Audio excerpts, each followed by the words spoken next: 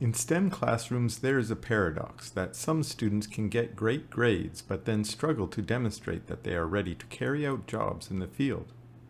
As instructors, we have collectively responded to this struggle often by doubling down with more facts and more exams to test them. Unfortunately, this has led to more anxious and overworked students and has not solved the paradox. One way to explain this paradox is through the theory of different ways of knowing.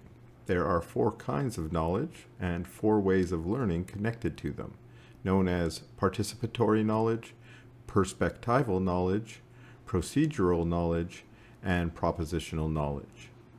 Participatory knowledge is commonly referred to as knowing by being. A STEM industry professional who has participated in the industry for many years can navigate unfamiliar situations to create well-defined problems and plan relevant solutions.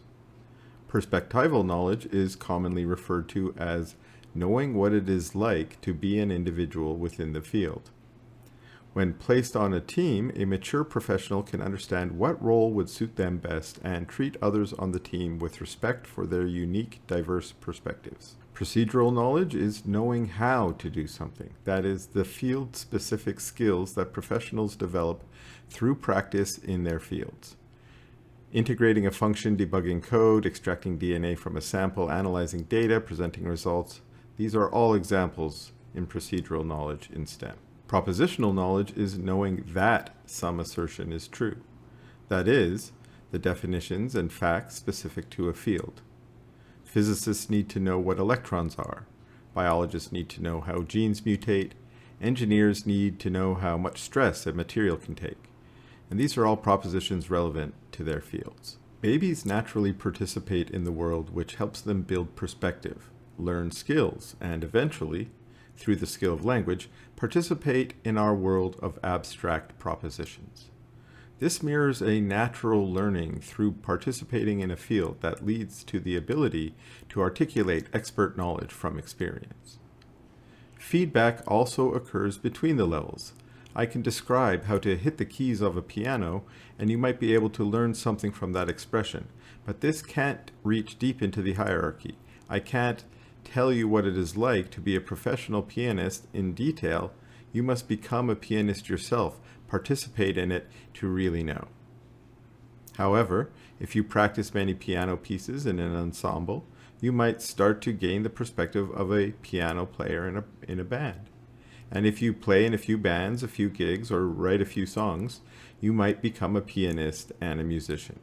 This feedback learning is at the heart of fake it until you make it advice. Natural upward flow from participation to propositional expression explains why industry experts write the best books in their field, not fresh graduates who have just learned all the facts. Unfortunately, traditional STEM education often gets this backwards, with an implicit assumption that we can train a complete practitioner through facts and skills alone. Exams can verify that students have internalized expert facts and skills, but without expert experience of how to deploy them in practice. When students lack real-world experience, the common response to the lack of experience is to add more facts and skills to the curriculum.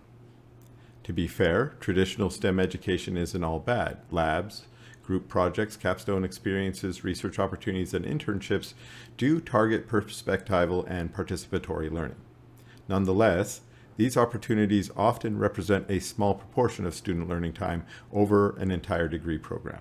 So the question becomes, how do we structure STEM education to prioritize participatory and perspectival learning while still developing necessary skills and knowledge? Labor-based grading offers a path forward by restructuring the classroom to prioritize participatory and perspectival learning. This doesn't mean abandoning propositional and procedural knowledge. We already excel at teaching facts and skills, and these remain important tools in our educational toolkit. One key shift is moving away from expectations of perfect results on your first attempt, to expecting honest and authentic efforts while forgiving mistakes. Labor-based grading evaluates work based on completion rather than perfection, allows students to submit solutions late when needed, and allows resubmission of labors that fail to meet the bar. This encourages students to make authentic efforts to complete the labor, knowing their mistakes won't be punished and that they have an opportunity to learn from their mistakes. This allows students to authentically participate in the work of their discipline rather than just performing for grades. Students are also organized into learning groups, lightweight and low-stakes learning communities where students can look for and offer support. These groups are asked to communicate about the week's material, quiz, and assignment, though they are required to submit nothing more than meeting minutes. This creates a space where students must communicate their knowledge from their perspective and respect the perspectives of others while trying to create a shared understanding of a technical problem and its solution. This allows the building of professional skills like facilitating meetings and taking minutes, as well as soft skills of compassionate communication. Finally, students are invited to engage in weekly reflective exercises. Through reflection, students gain valuable perspective on their own growth and begin to develop critical metacognitive skills that will turn students from passive participants in learning to active pursuers of knowledge. Metacognition allows us to improve how we think and learn, and having strong critical thinking skills are important to all STEM fields. Beyond study habits, students also report improving time management, authentic communication with their team, and find belonging with their colleagues. Reflection is a critical tool for students to develop their perspective and their understanding of the perspective of others.